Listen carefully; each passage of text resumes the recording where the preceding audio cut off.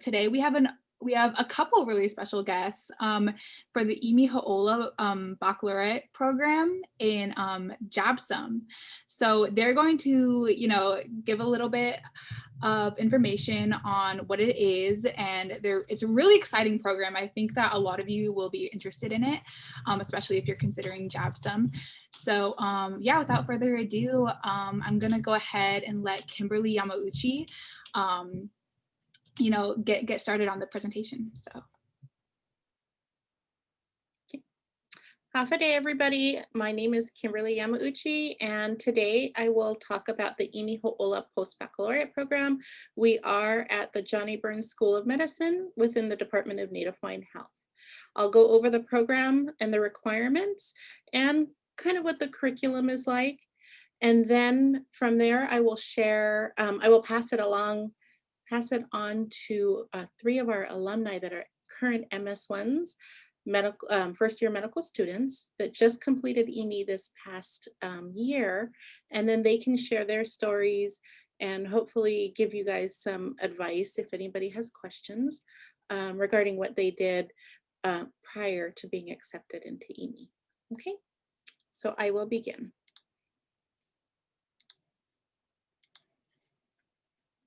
Can you folks all see that? Okay, thank you. So again, my name is Kim Yamauchi, and I am the program assistant here at Imi Ho'ōla. And what that means is I co-teach a couple of the phases, and I am the lead faculty recruiter for the program.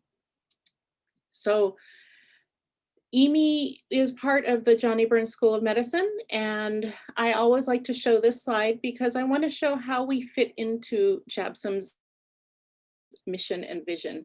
So the JABSOM vision is Mai Kailoa, attaining lasting optimal health for all.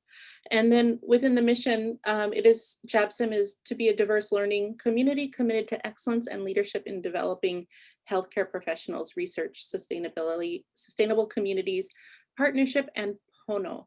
So Imi does fit into this, especially providing healthcare professionals that will be serving our community.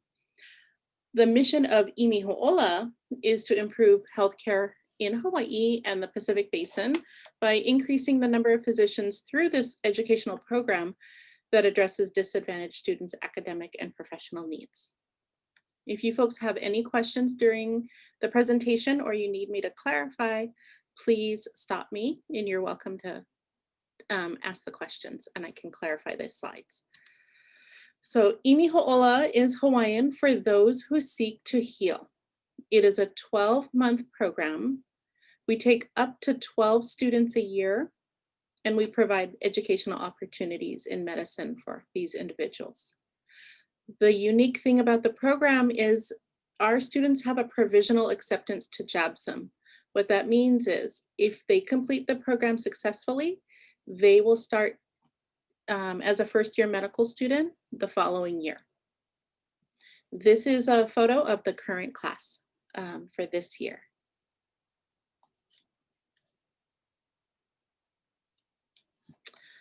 I do a lot of talking, and I will do a lot of talking in a few minutes when it comes to the program, but to break it up a little bit, and I always think that our students always do the best job of explaining the program.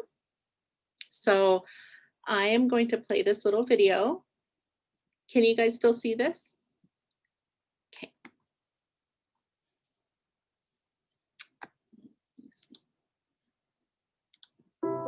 Can you hear it? Imi Ho'ōla means those who seek to heal.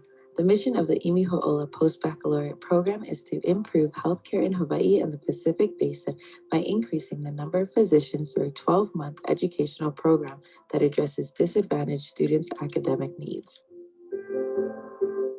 Its goal is to support diversity of the physician workforce and produce physicians who demonstrate a strong commitment to practice in underserved communities in Hawaii and the Pacific. Up to 12 students from economic, social, and/or educationally disadvantaged backgrounds can be selected to participate in the post-baccalaureate program. Applicants have diverse backgrounds and are motivated to overcome challenges that have prevented them from achieving their academic potential. To date, 285 former Imi Ho'ōla participants have graduated from JABSOM. The graduates are in residency training or practicing in Hawaii, Guam, Micronesia, American Samoa, and the continental United States. The Imi Ho'ōla post-baccalaureate program curriculum consists of 3 phases taught by the medical school faculty. Students learn to think critically, evaluate new information, research data, and apply their knowledge. They become actively involved in the learning process and are not simply passive recipients of information. Phase 1 consists of assessing students' knowledge base and learning skills to help develop an educational plan to increase their academic performance. Activities such as creating personal journals are conducted to enhance students' reflection on how their values, habits, learning styles, and self-concept impact their academic performances and interpersonal relationships. Students also began planning and executing fundraisers for the trip to Ka'apapa to learn more about the history of the Hansen's disease patients. Unfortunately, the trip was canceled due to the COVID-19 pandemic, so funds were utilized to send goods to the patients in Ka'apapa and Halemohalu in Oahu. The focus of Phase 2 is to improve learning effectiveness within the content areas of the following courses: medical biology, medical biochemistry, and humanities in medicine. In this phase of the program, students develop their learning skills in note-taking, structuring and organizing information, conceptualizing, critical thinking, recall, and test-taking. During Phase 2, the PBL curriculum used in medical biology provided students with the opportunity to learn how to engage with their fellow classmates and teachers, incorporate ideas brought up in discussion, and make connections between topics. Medical biochemistry utilized lectures that focus on both basic science concepts and clinical examples to challenge students' critical thinking. This course also offered hands-on laboratory experience to introduce students to research. Humanities and medicine provided a more holistic view of health beyond the sciences by integrating discussion of social determinants of health and their effects on medical care to various populations. Overall, students gained valuable skills and knowledge during Phase 2 that has prepared them for medical school and beyond. To ease the students' transition into medical school, they are introduced to JABSOM's problem-based learning model in Phase 3. Students gain hands-on experience with evaluation tools utilized in medical school, such as multiple choice questions and modified essay questions. In addition, students also had the opportunity to tour Waianae Coast Comprehensive and participate in other activities such as CPR training and guest lecturers.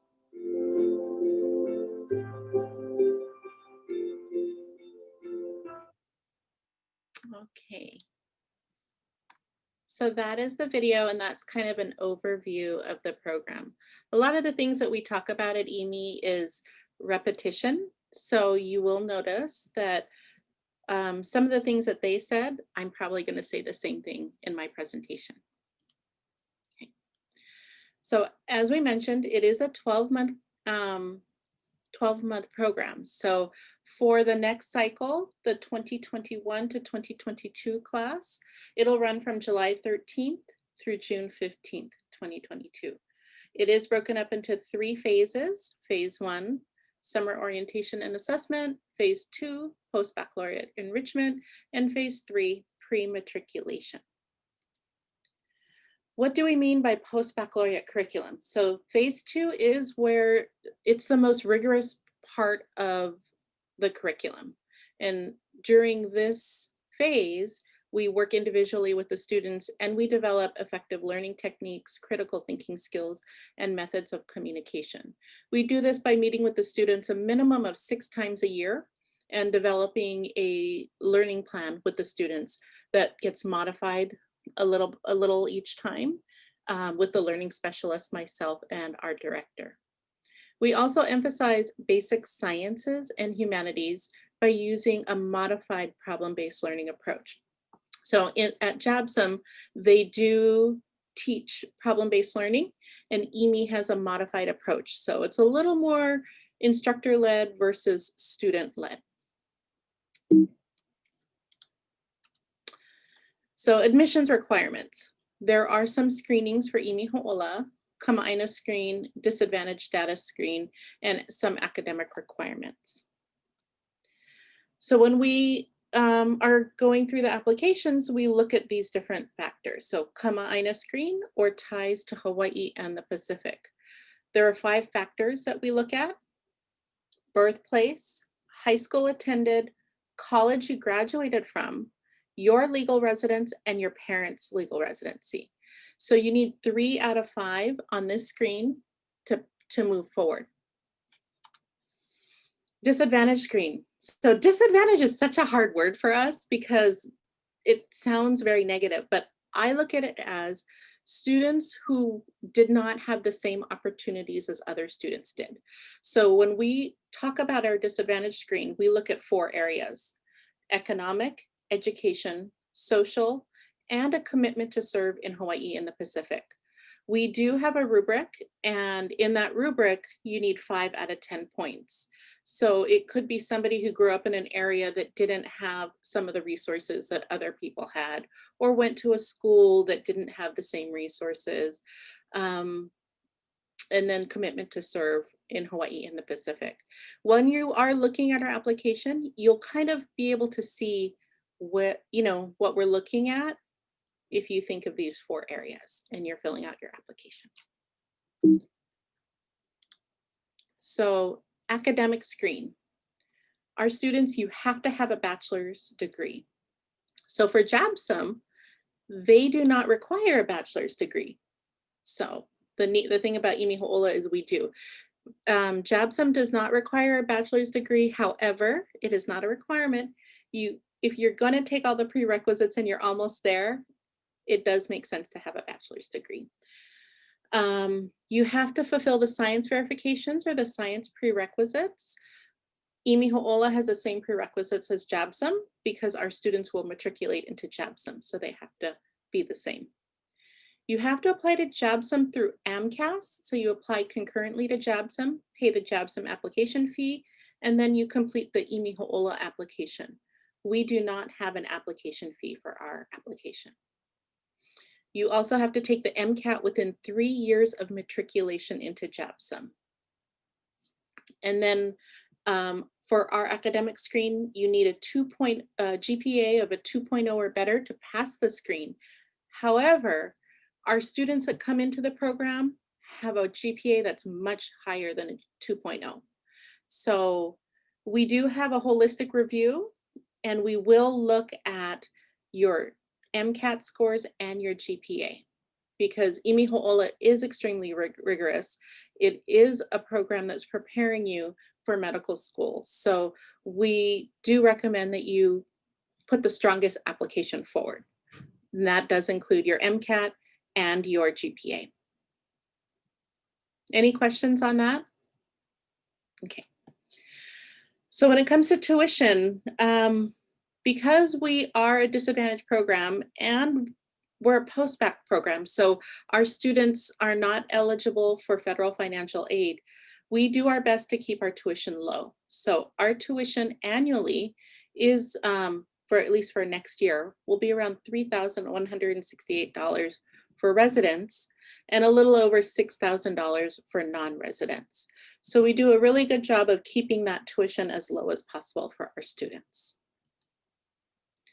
Our application deadline is November 1st. Actually, this past year, we did move it to November 2nd, and that was only because JABSOM posted on their website that we had a deadline of November 2nd. So we honored that deadline, and a lot of the students were able to submit their applications on time. This is a copy of the current application booklet, and here's a link, and I can put the link, I think I can send you folks the link if you would like. Our applications are form fillable PDFs. This was the first year that we accepted applications emailed to us. So a PDF email. Because of COVID, in the past it had to be postmarked by November 1st, but this year it had to be sent either postmarked by November 2nd, or sent to us via secured email by November 2nd. So we'll see. It'll probably remain this way next year. When people ask us about successful Imi Ho'ōla students, so they'll ask me, why does this student do well and this student doesn't do as well? It just depends on the year and it depends on the student. So what we found is students that have a positive and open attitude to feedback do much better. We give a lot of direct feedback. So the students will talk about it and you can ask them questions. We give a lot of feedback to the students. And it could be positive feedback, or it could be feedback that says, why don't we work on this? Or did you know that this might be an easier option? Maybe you're studying at the wrong time of day, or you're doing something. So we do give a lot of feedback. Also, students that demonstrate a strong science background, you don't need to have a science major. So you don't have to be a biology major to get into the program. But if your science background is solid and strong, it does make it easier because there will be a lot of science. And if you haven't been in school for a while, taking a couple classes to kind of reinforce that might be something that will be helpful to you.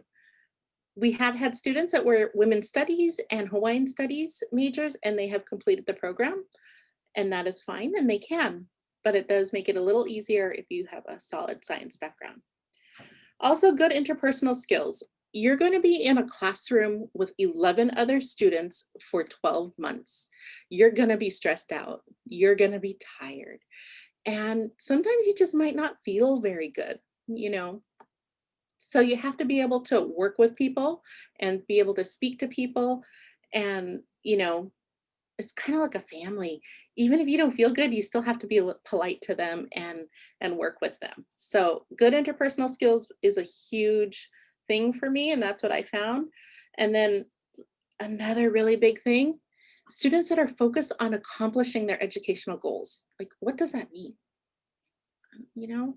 That means you're going to put aside everything else that is not studying and taking care of yourself while you're in the program for that time. So if somebody asks you to be the best man or bridesmaid at their wedding, which is during the program, you're probably going to have to say no and focus on school at this time. But if somebody says, I really need to go, for a walk for half an hour or for an hour, and I have a dinner and I would really like you there this one time or couple times, and it's really important to me, you can always squeeze that in. But if it's going to be something that's really time consuming, being a board of a program, running something, maybe training for a marathon, it's probably not the best time to do that while you're in the program. Any questions on that part? No? Okay. We also do a lot of quotes in Imi, so I kind of wanted to leave with this. So it's so hard, but this is on Zoom. I can't see you folks. So perseverance is not a long race. It is many short races, one after the other. So Imi Ho'ōla, I kind of think of it like that because it is a marathon, you're running, but if you can break it up and you can take your time and you persevere and you keep trying, it is something that is doable. My email address is kimy@hawaii.edu, and this is the Imi Ho'ōla @hawaii.edu is the general email address if you have other questions that you wanted to ask, or you can just email me directly. And that's pretty much all I had for the presentation portion of this. Do you folks have any questions about the application process or anything else?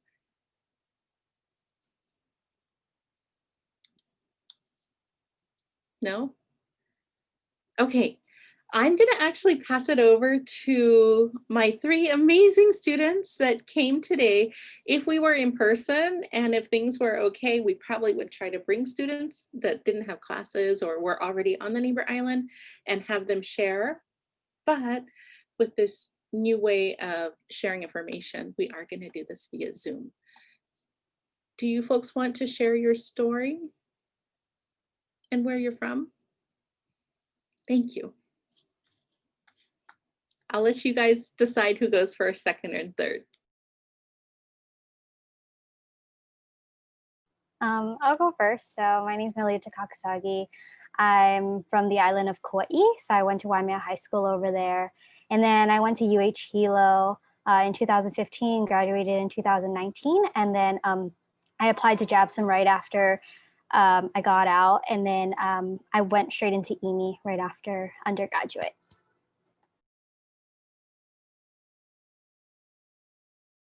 Thank you, Malia. Does somebody else want to share? Hi, I'm Peggy. I was born and raised here in Honolulu, Hawaii. I went to Wailua High School, and then I went to UH where I got my undergrad in microbiology and a minor in business administration. I took a gap year, and then I got my master's in public health. I took another gap year where I took my time to apply, and I applied to Imi, and that's how I got here. Thank you, Peggy. Hi, everybody. My name is Sarah, and I'm born and raised on the Big Island. Grew up in Captain Cook, went to Kunawaina High School, and then for college, I went to University of Washington, got a degree in bioengineering. I took a semi-gap year, so I worked in a research lab up in Seattle, and then applied to Imi Ho'ōla, and now first-year med student. Yay! So those are our 3 students. Does anybody have questions about either the program for me or questions for our students? I'm sorry, are you guys all, sorry to interrupt, Catherine. Are you guys all currently in Imi Ho'ōla program or med school? I'm sorry, I'm trying to gauge where everyone's at right now. We're all from the same cohort, Imi Ho'ōla. So we graduated in 2019 and we're all first years now at the medical school. Nice, congratulations.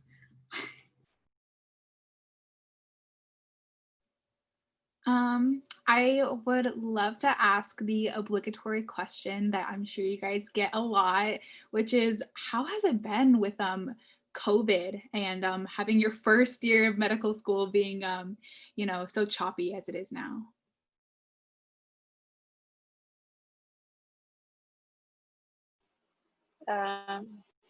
Well, just given the circumstances, our faculty, they try their best to try to accommodate us as much as possible.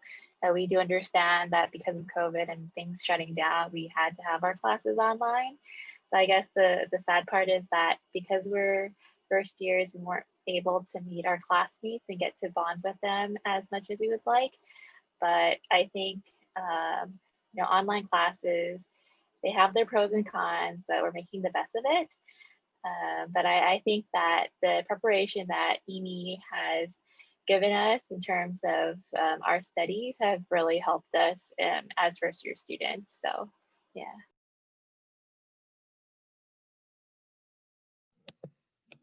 I guess jumping off of Peggy too, definitely online classes can be a hit or miss. For me, I'm very kinesthetic, so I like to be in person and trying to write stuff on whiteboards. So it's been a challenge adjusting to it.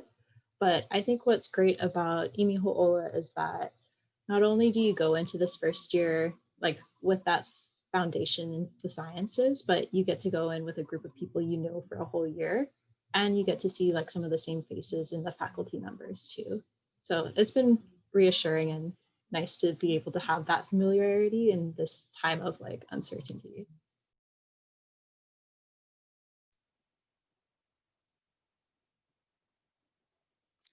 Okay, I'm going to ask a question that is asked every once in a while. What did you do? Really, is Imi as hard as people say it is? And what did you guys do to kind of to get through it?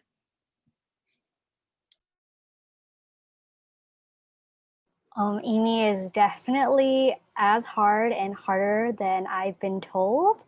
It was one of the hardest educational experiences of my life. I have never studied as hard as I did in Imi, and never cried as much as I did in Imi, or had to rely on my friends and family as much as I did in Imi.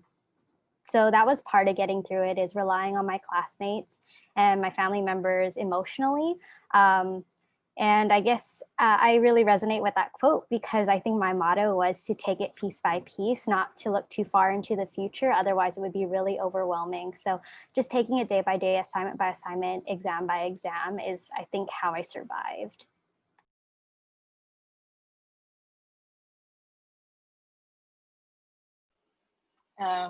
Yes, I actually had a couple of friends who went through the Imi program, and they one just recently graduated from med school, and the other one, I think, a fourth year right now.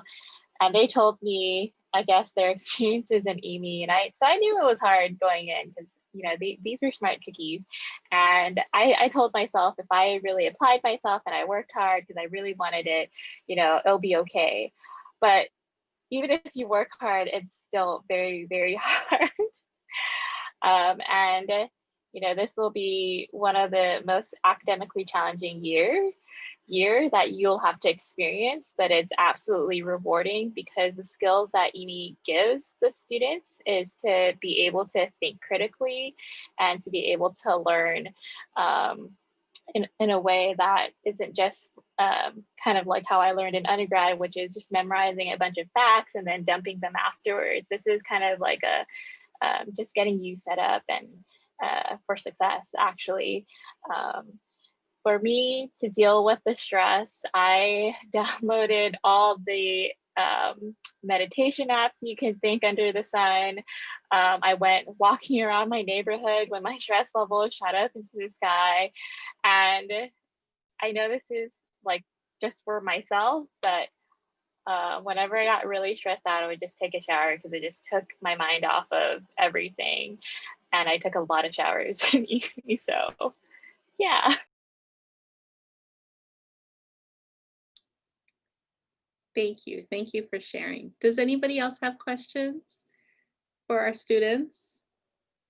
I have another question. So I know that in the last question, it was expressed that, Imi Ho'ōla is really hard, difficult academically. And I feel like there's a lot of different types of difficulty as far as, academics go. And sometimes it can be, rigorous, and sometimes it can the actual content can be hard to understand or digest. So I kind of have two questions. One, what kind of difficulty was Imi Ho'ōla? And then also, is it the same kind of difficulty type, I guess, as what you've experienced in medical school so far?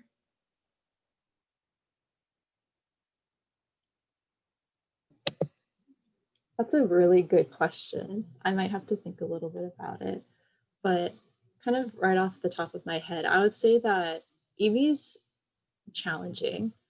And what I mean by challenging and difficult, I mean that it's going to require a lot of time, so it's going to be rigorous, but it's also going to challenge and push you to your limits, which is a good thing, because in medical school and beyond in this career, you're going to be pushed to the limits, and you got to either grow and learn from mistakes and receive that feedback to know that you can get to that point, or I don't know, you got to kind of just persevere through it all.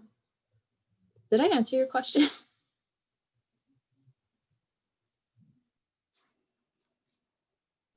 I think yes to all of the above that you said. It is difficult in that it's hard to understand concepts, so you have to break it down. It's difficult in the amount of material given to you in the time frame. It's difficult trying to manage your social life, because you can't see any of your friends, and if you're from off island, you don't get to see your family, so you don't get to attend a lot of those momentous events like weddings or funerals or birthdays. So that part is difficult in its own way. But I think the easy part is probably making friendships within your own cohort in a sense. So that at least was a little easier. And then compared to med school now, I'd say grasping the materials a little easier, since we've gone over a lot of the big concepts and we've learned how to study. So in that way, it's easier. But then transitioning to the med school way is a little more difficult, because it's not exactly the same as Imi. But I think because we've gained that resilience in the program, it's easier to bounce back.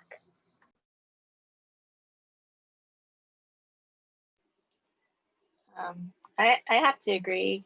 I think the difficulty is learning how you best study for yourself. I think for me, it took me a while to figure out that and to gain that skill of how to effectively study, not just study long hours, but to be able to study efficiently too.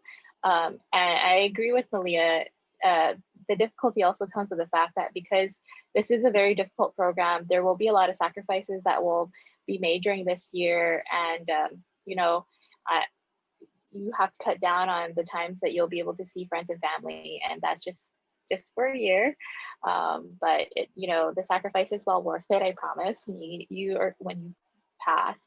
In medical school, I think that because Imi prepares you so well, that even though we still are learning new things, I think because we were able to develop those study habits, even if we had to change them, it was a little bit easier for us because we already had a sense of like what materials to use to start studying with versus our classmates who, you know, had to acclimate into it. So, and also because we went through such a stressful year, a stressful and anxiety-inducing year, you know, starting med school, it was just like, okay, because we already gone through it for a year. So it wasn't too big of a transition there, while some of our classmates were definitely trying to learn how to manage their stress with the volume of information that we were learning. I'm just going to share a little bit too. So what I have found is students that are from off island, and students on island, maybe if their families lived outside of like Honolulu, it was difficult because you can't always do things that you used to do when you were in undergraduate or graduate school. I know students from the neighbor islands who used to go home monthly when they were undergraduate students. But while in Imi, you can't really do that. Or if you do, sometimes they don't tell us or it's just shorter trips, you know, and then you have to make sure that you're studying over the weekend. So it's not like I can go off island and spend time with my family and not study. But one of the benefits that I have found from the students, from talking to students, is they're going into medical school and they already know, they have a group of people that they can count on and they can like relate with. So even though they're coming in, everybody's masked, they don't have friends, our Imi students actually were at an advantage because they had a great group of people and they knew how each other studied and they were familiar with the campus and the library staff, and you know, they already had that, and that was a really neat thing. I've also seen our Imi students find other people at JABSOM, like students who are kind of from a neighbor island or for something, and our Imis are so amazing, they'll put them under their wing and say, okay, you're going to be part of us and we'll help you out. So our Imi students do become leaders. They are the ones that people will look up to, and I know that they do help people that need help while they're in medical school, like students coming over that just don't have the support. Our students have been really amazing at providing that support, not only for each other, but for those who need the help.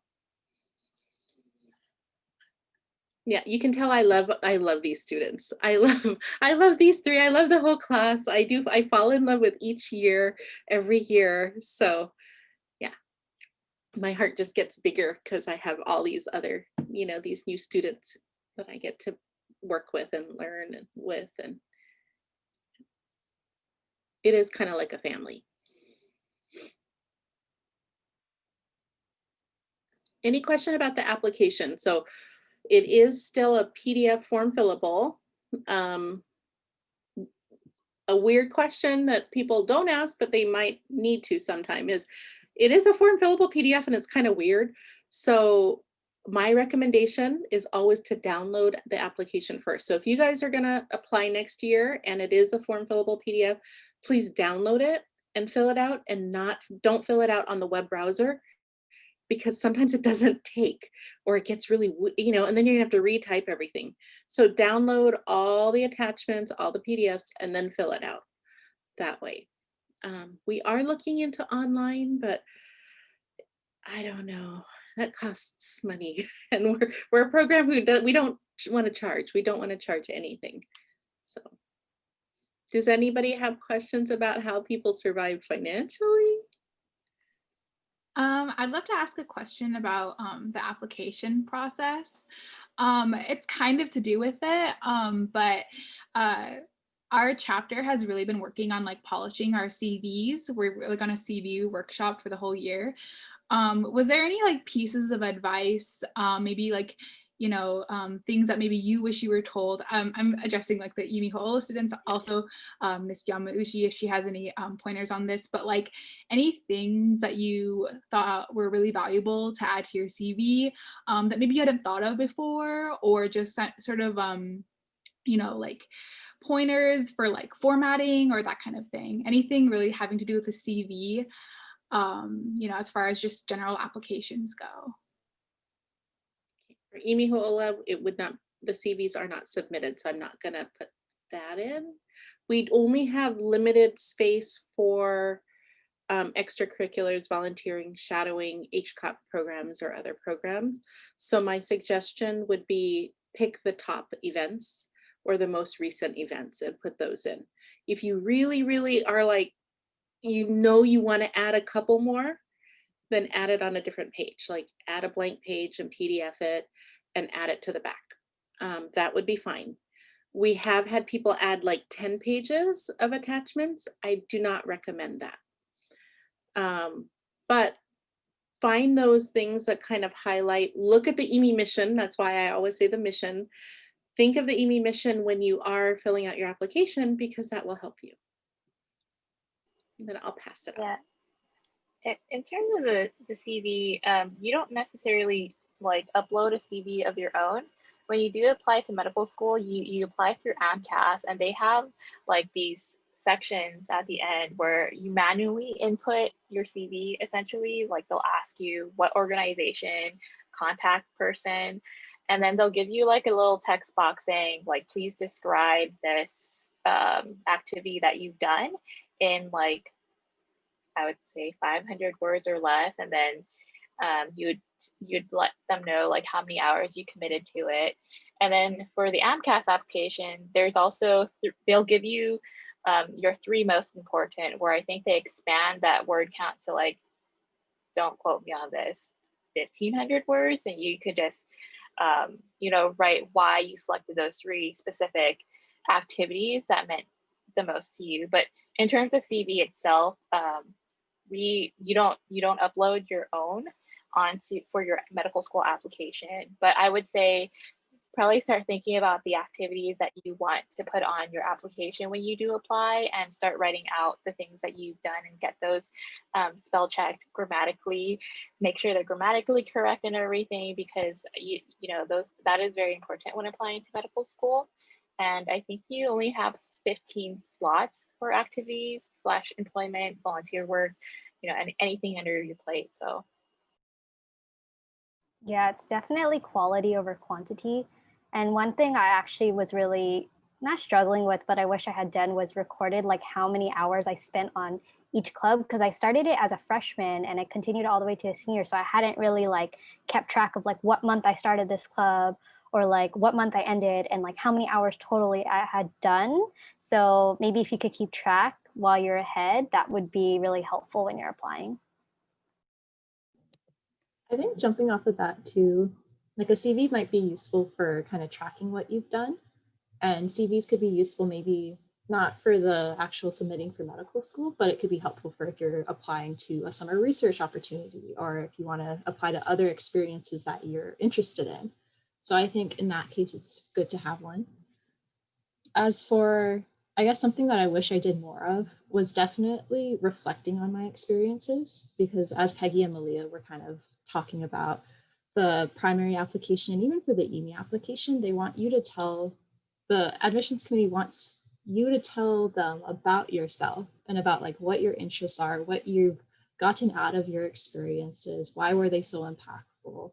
And so I think having just that 5 to 10 minutes after going on a shadowing round and talking and just writing it down and noting like, oh, this kind of resonated with me and this is why, would be really helpful for it. So that way, when you do get around to applying, you have like some references and like a list of experiences that you can be like, oh yeah, this is something that I think would be important to share on my application because this is what defines who I am and something that I'm passionate about.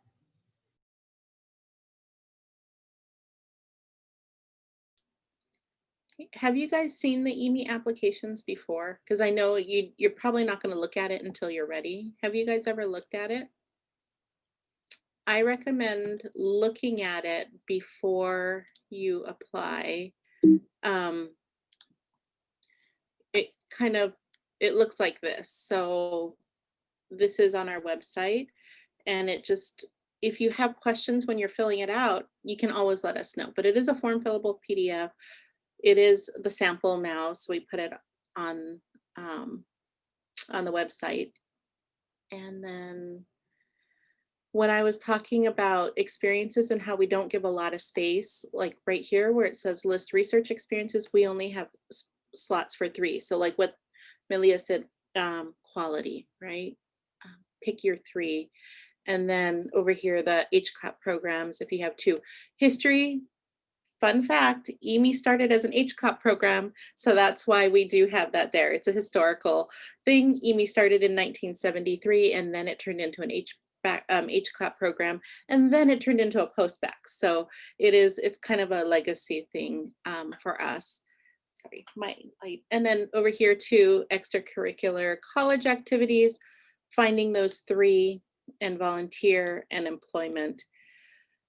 And like what Sarah was saying about those experiences, keeping note of those things, you can totally put those in these little, in the paragraphs in your essays. So kind of thinking back to your experiences, things like this one, describing family or personal circumstances that will be useful in, maybe something happened, or this is actually the new question, and our former Imis haven't seen this. So this was new for this year.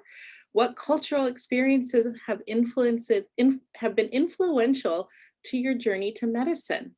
So this was the new question for this year. We're always trying to improve our application.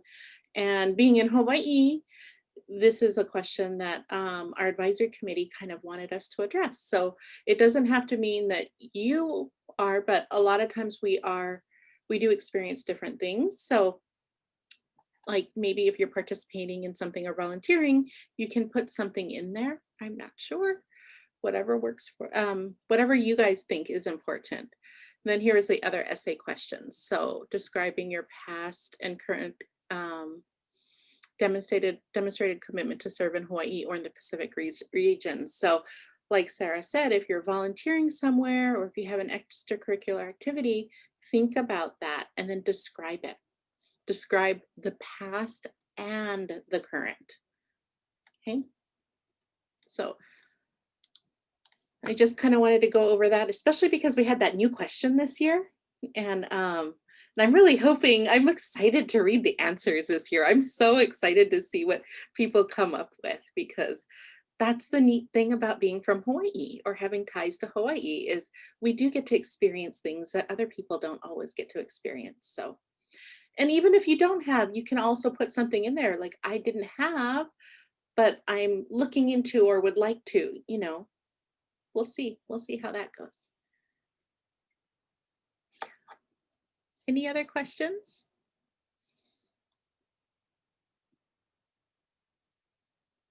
Are you guys getting tired? I know that some people have had like Zoom all day. Are you guys getting Zoom fatigue? Yeah, okay. We do a lot of stretching too in phase 1. So if you guys have a question, please ask it. And otherwise you guys can stretch. Wait, Kim, there's I think Nicole asked, what is HCOP? Health Careers Opportunity Program. So it is a program, it was a federally funded program for disadvantaged students. And Imi, the history of Imi, it started 47 years ago. Yeah, Imi and I are the same age. So it started a long time ago, and it was the dean's guest. And then they got an HCOP grant, which is a federal grant for to increase health careers. And it was an HCUP grant for a while. And then when they lost the grant, JABSOM actually realized the value of the program and folded it into the dean's office as one of their pipeline diversity programs. So JABSOM really committed to the program. And from then on, we became state funded instead of federally funded, which is great because JABSOM really, really does commit to us. They pay for all of our salaries, and they give us classroom space and everything else that we kind of need. Okay, the question for folks, for the graduates, what has been your favorite experience in the program?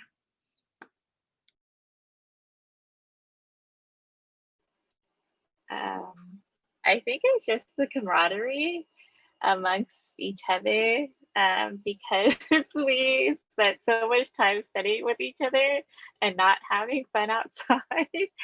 So, I mean, we all just rejoiced in the fact that we were together at least, and we were all like struggling together.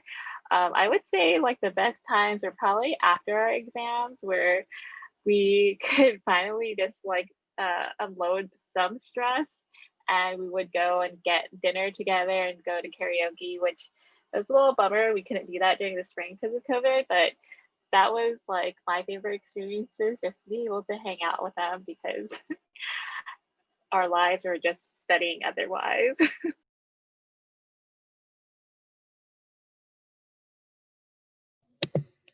I think I just got to second what Peggy said, which is, yeah, karaoke was great. So fun. And I think just having that time to spend with your like fellow classmates, and you're always with them like 24/7 basically for a whole year.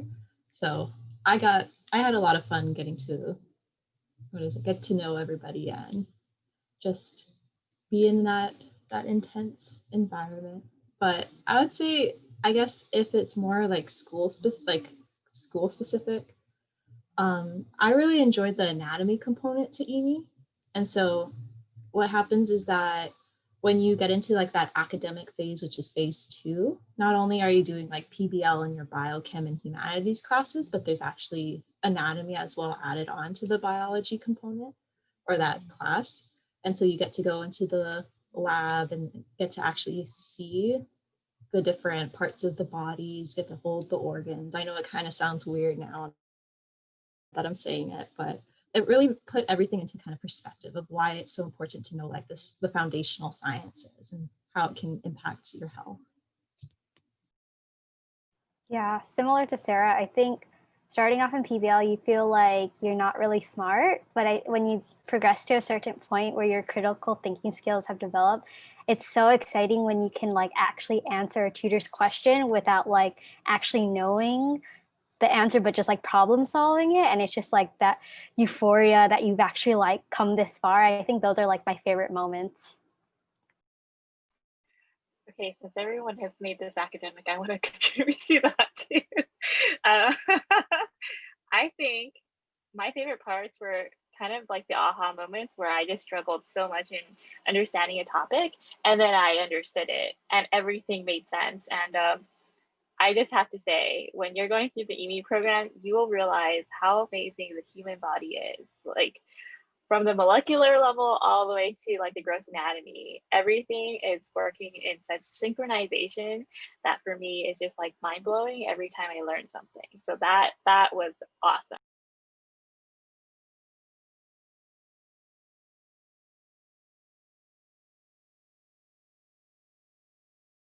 Karaoke was fun too, Peggy. One of my favorites too. Those were the highlights. Oh yeah, that was like the most fun, but the other stuff was definitely up there, just not the most. So during phase 2, the students are taking 19 credits. So I think I went through the slides pretty quickly, but humanities and medicine is 2 credits. That's half a day. Medical biochemistry is 6 credits. And then medical biology, where you have problem-based learning tutorials and anatomy lab, that's the 11 credit course.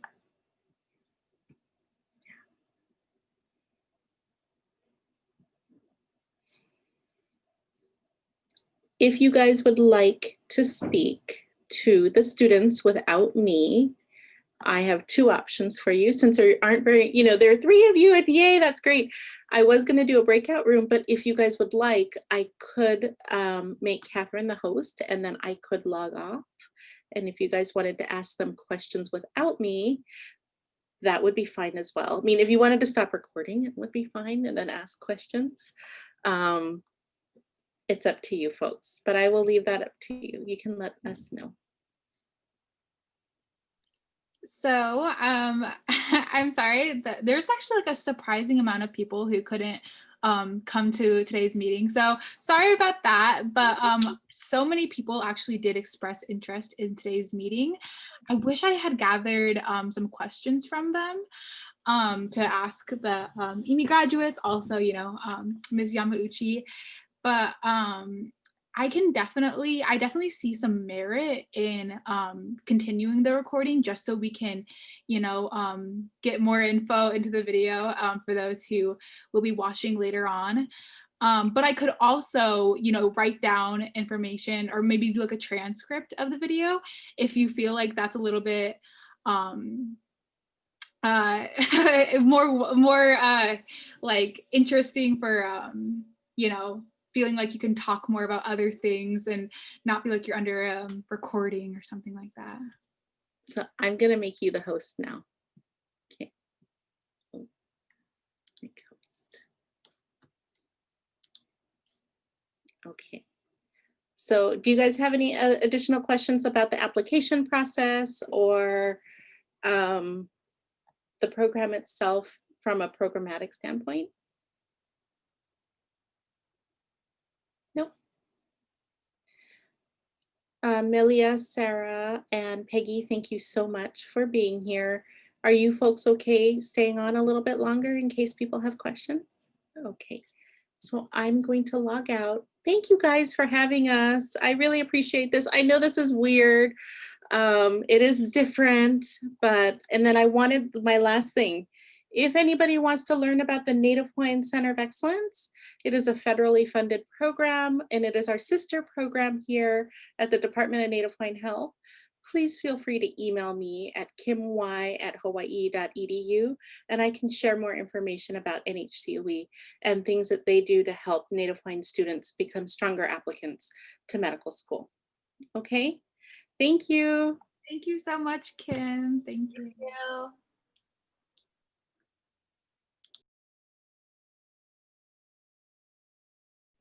Amy, girl, you should ask more questions because I know that you were really interested in this. Same with Courtney.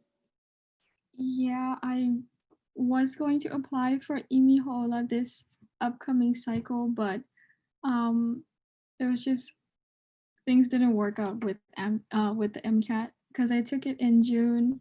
I wasn't satisfied with my score because that was when things were transitioning to like social distancing. So I was put in the 6 p.m. to midnight time slot, and I didn't perform well during midnight. I was like, oh, it's so bad. So I mean, I could have studied better in my defense.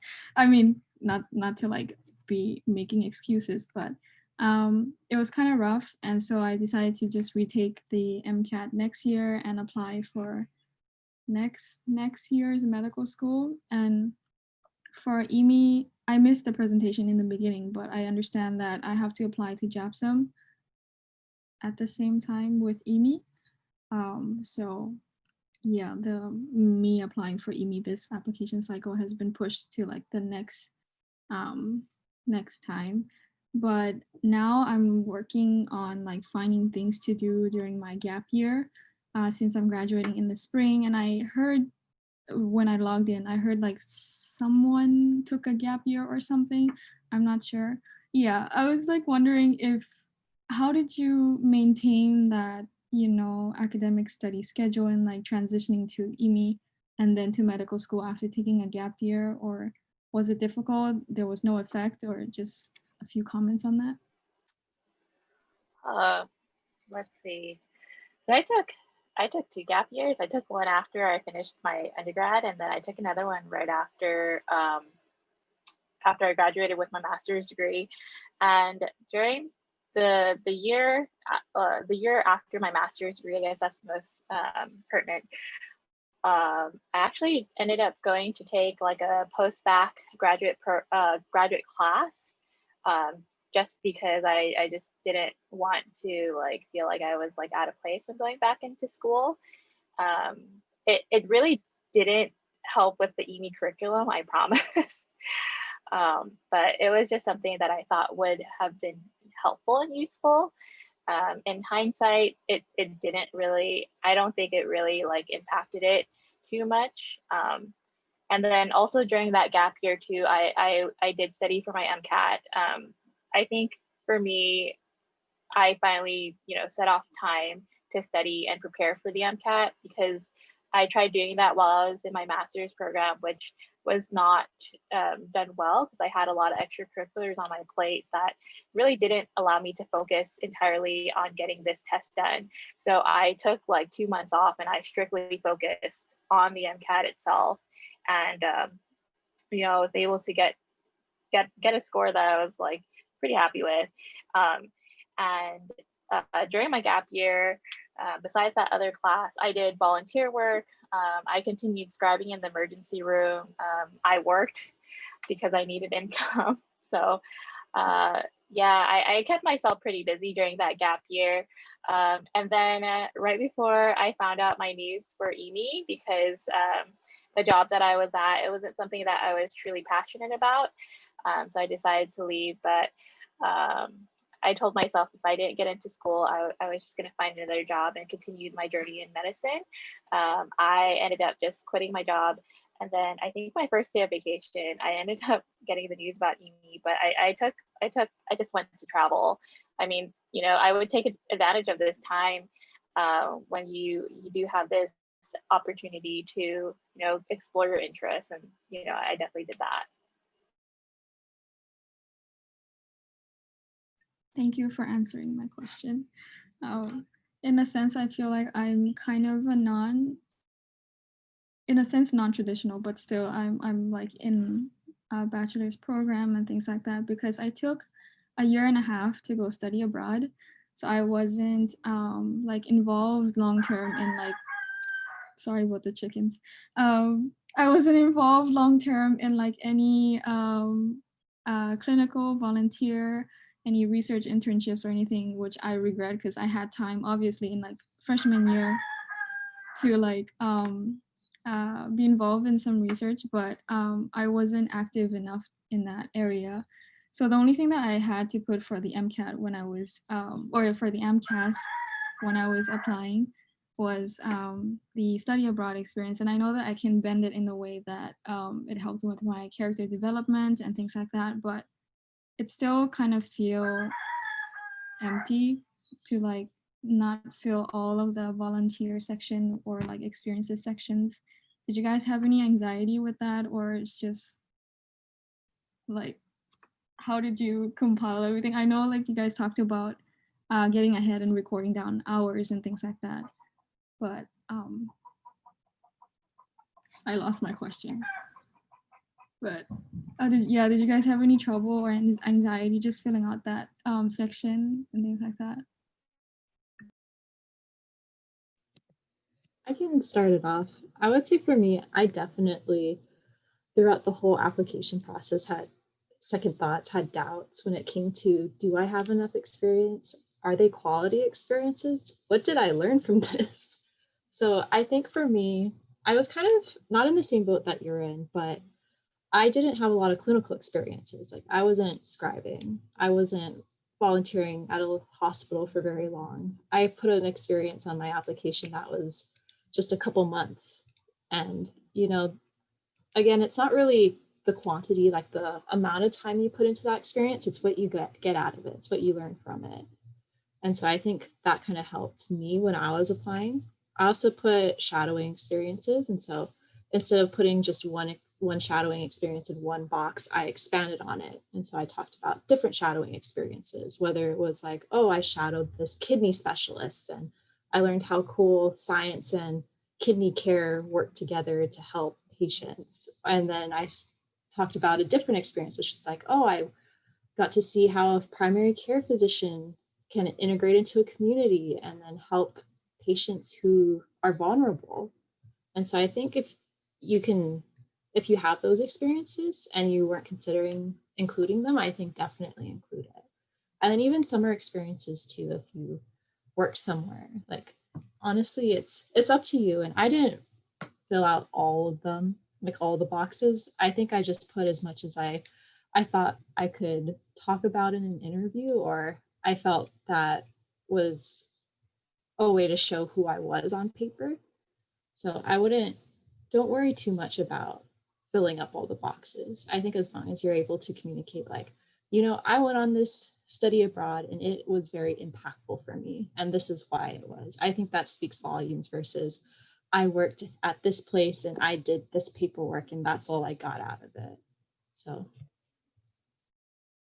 Yeah, exactly what they said. Like, sciences are not the only thing that's valuable in our application. Anything that molds you or molds your view or something you can talk about is important. So like, it doesn't have to be science related. I think I talked about my English minor and it had nothing to do with like a paper or a summer internship, but it just like opened my eyes to different things. And so I was able to talk a lot about that in my interviews and things like that. So I think your experience abroad is very, very valuable. And I think you should bank on that if that's your big thing that you want to talk about, and just focus on that. But also during this year gap, take the time to maybe, if you can, do some other science related experiences, because that will also give you a leg up. And I think that's also important in its own aspect.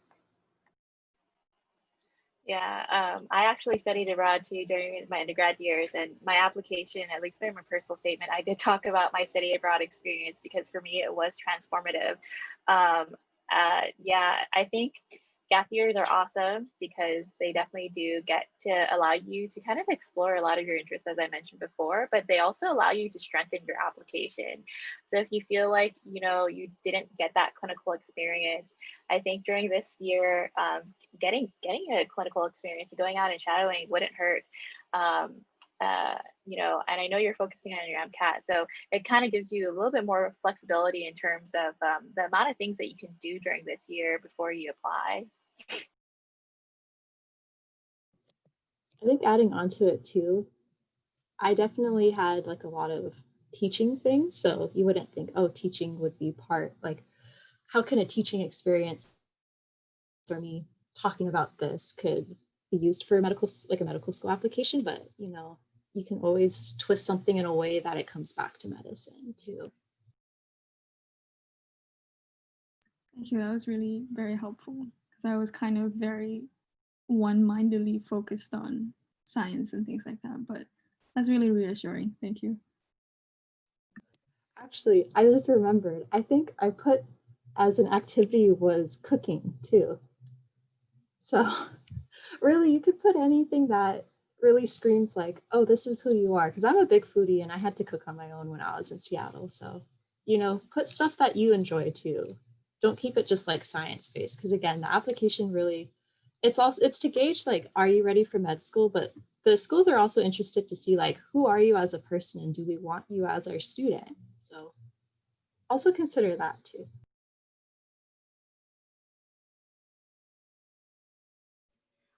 I have a quick question. Again, I sent this in the chat, but I'd love to reiterate it. Anyone can go because we are past time.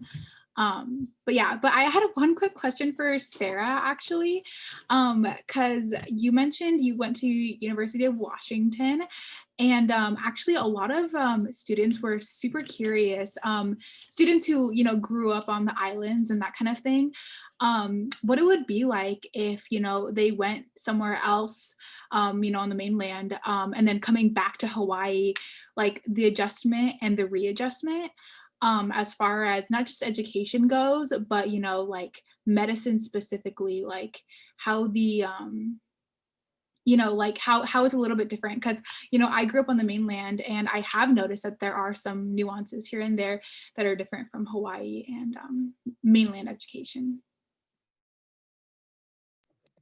That's a really good question, actually. I would say, again, I was born and raised here, so I also couldn't really afford to go visit schools when I was applying. So I kind of just like Googled, okay, which campuses seemed cool. And then I saw the cherry blossoms online and I was like, okay, University of Washington it is. Let's see if I get in. And so when I actually got there for orientation, I've never been to Seattle.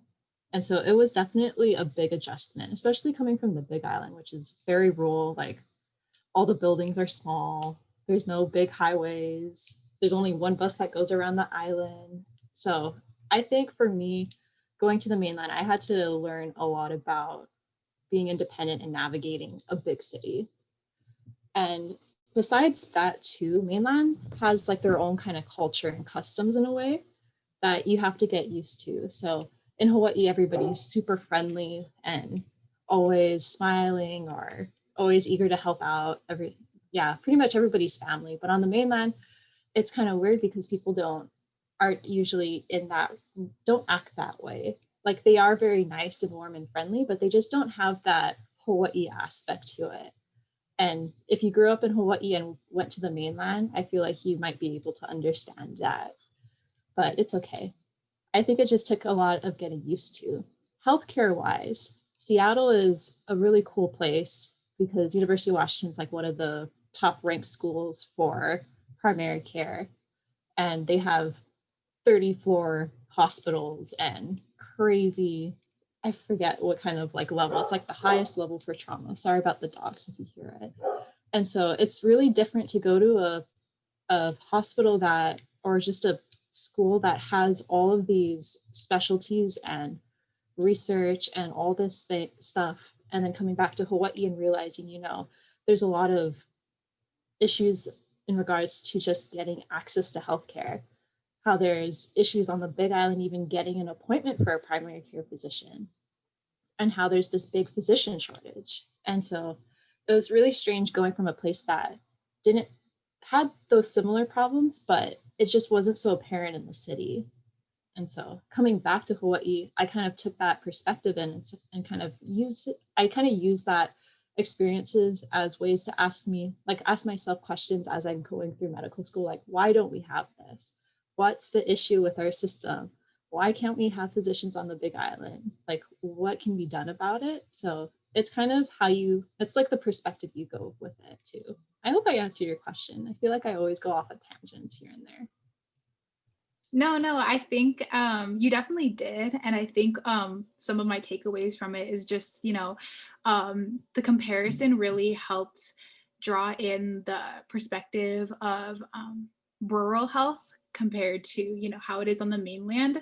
Obviously, there are, pockets of, rural places on the mainland, but, most people, live in, metropolitan areas who go to med school. And like are involved in that kind of thing, just because of education and socioeconomics. So I thought that perspective was really cool, highlighting Hawaii's uniqueness. So yeah, that for sure answered my question, and that's actually a really interesting thing because I do know that some people are curious about mainland medicine, and and it is important, I think, even if you are going to pursue medicine in Hawaii, to get the perspective of what it's like on the mainland as well. Yeah, so yeah, that I'm basically saying you did answer my question, and thank you. I think kind of going off of that too, sorry, going on another tangent, but I think one of the reasons I chose JABSOM too specifically was because Hawaii is home to me. And I know that going to JABSOM, I'd be able to train in a way that will help me best serve my community. So best help me get back to the Big Island and provide the best care I can. Because I believe that JABSOM does have that holistic perspective when it comes to medicine. And so I think some schools on the mainland, and I think in general medicine, can be kind of science focused. And so I think it's always important to bring out that, I don't want to call it humanitarian side, but just that other element to medicine, that other element to being a person. Like, it's not all education and science and discovery and innovation. It's how can I best care for my patient? How can I best understand my patient? What are the factors that are influencing their care? Whether that's accessibility, whether that's not being able to understand their culture or their language. Like, how can I kind of how can I learn more about it? For sure. Thank you so much. Also, thank you to, the other two as well. Like you guys have been so, so helpful.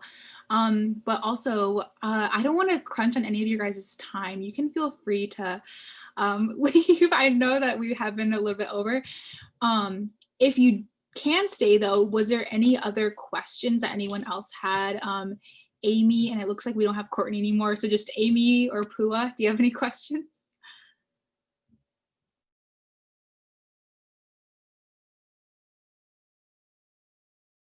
I don't have anything specific, but I guess just a fun question, because I know that during stressful time, I like end up doing stupid things in the middle of stress. Was there any like weird memories, I guess? If you don't want to share, that's okay, but yeah.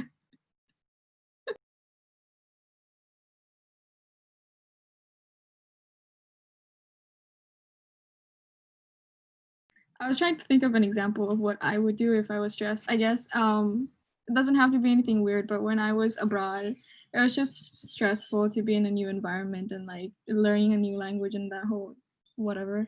And so I would consecutively just stay up till like maybe 2, and I was in Japan, so convenience store was like, everywhere, and I would just grab a friend who's like next door. I don't know if he was like awake or not, but I would just go knock on his door and like walk to the convenience store at like 4 a.m., grab an ice cream because I was stressed. But yeah, I guess that could be an example. I went and shopped at Bath and Body Works every time I was stressed. I live right by the mall, so I just buy a lot of candles. So I have a lot hoarding in my room.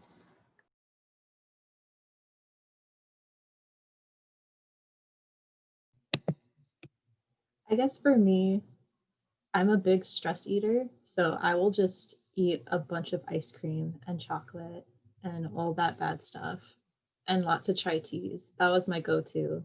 Always walking over to Starbucks. If I knew it was going to be a bad day, I was like, okay, today's the day. Soy latte, chai tea it is. Just got to do whatever just brings down that stress. I think Malia and Sarah. I guess I had the funniest stories for us. I guess the one that I can share with you is that they knew when I was stressed because I would just start scratching. Like I would just start scratching my neck in the middle of the presentation or my arm.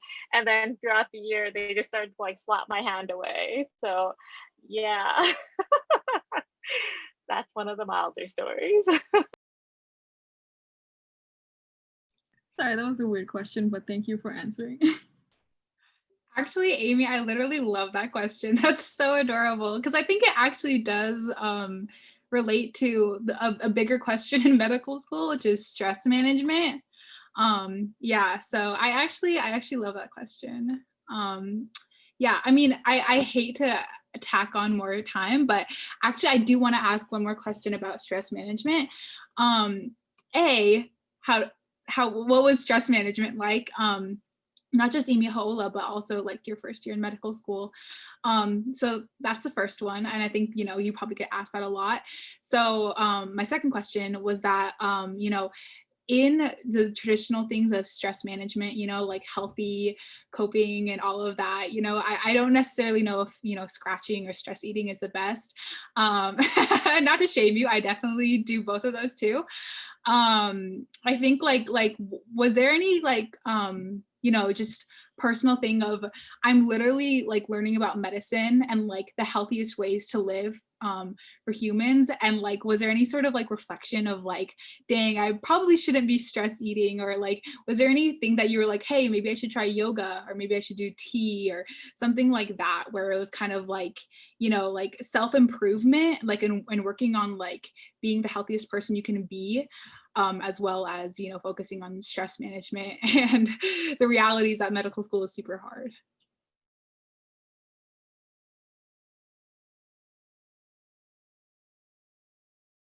The walks we did. Oh, go ahead, Sarah. Oh, okay. I was just gonna say the healthy management we all did was walking to the park when we were super stressed or really depressed about an exam. And the thing you're saying about like learning things in school that might affect our habits. We haven't quite got to the psych unit, but we have learned about like, things like alcohol. So like I always think about that when I'm like, oh, maybe I just want to relax and drink something on the weekend. I'm like, oh, but what about my liver? I guess that's an example.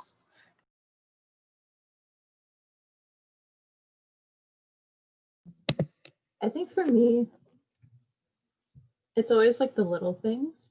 And so I know that being in school, it's really difficult to commit myself to, okay, I'm going to be exercising 5 times a week and I'm going to eat nothing but salads for dinner and lunch. And I'm only going to eat toast for breakfast. So I guess for me, it's like a give and take. And I always just try to add in little things. And so if I'm going to eat ramen or noodles or I don't know, something really bad like a burger or something cheap like McDonald's, then maybe I'll throw in like, okay, maybe I'll add like a salad that I have at home, or maybe today I'll try to cook something healthy. Or if I really have to be on the go and I can't eat anything and I have to like go to a grocery store to buy something, I won't buy that ice cream. I'll like go for a fruit. But that being said, and we get some lectures on like wellness in terms of healthy eating, it's all a balance. If you can't do it, it's fine. Moderation's key, but sometimes you got to give and take. So if you are in that stressful situation and something that can relieve your stress is eating that brownie or having that ice cream, then you got to do what you got to do. But if you're in a period where it's like you have that ability to make those healthy choices, then challenge yourself to make those healthy choices. But it really is just a balance. Well said. Well, I I think that's like one thing that they really stress to us in medical school specifically is kind of like stress management and being able to take care of yourself, because you can't preach to others that you should, they need to take care of your health if you can't even take care of your own. And so, I admit I am not not on that road exactly, but I do try to make at least dietary choices that I hope are at least healthy. And when I do splurge, I do understand that, I should try to exercise those calories out or something. That is still a work in progress, but not that it's I'm very aware of it. Everyone has kind of their ways of kind of their work-life balance and healthy habits, and I guess it varies for everyone. But for us, at least, I really enjoyed our walks around. In Imi, I don't think any of us really exercised rigorously, except for Josh. Um, he's a runner and he kept to it throughout the whole year, but that was his priority that he was non-negotiable for him. And this program does take up a lot of your time. So I think because of that, you have to figure out what is the highest priority to you. And for him, it was running. For us, it was going on those little breaks to go walk around, or chatting with family, because both Malia and Sarah are from outer islands, and getting that quality time, because we just didn't have that much time to spend doing those things.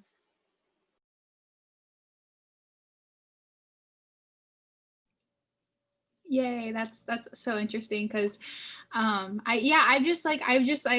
seen like the things where it's like climate scientists are like one of the most depressed people ever nowadays, just because of the realities of climate change. And and it's been an interesting thing where they research all of these different conservation efforts and all of that, and yet they have this kind of guilt whenever like they get Starbucks or something like that, adding to any sort of I think that it applies to med students too, like like your own mental health and self-preservation when it comes to stress management. So that's the reason I asked. Yeah, so speaking of fading questions, was there any last questions that Amy or Pua had?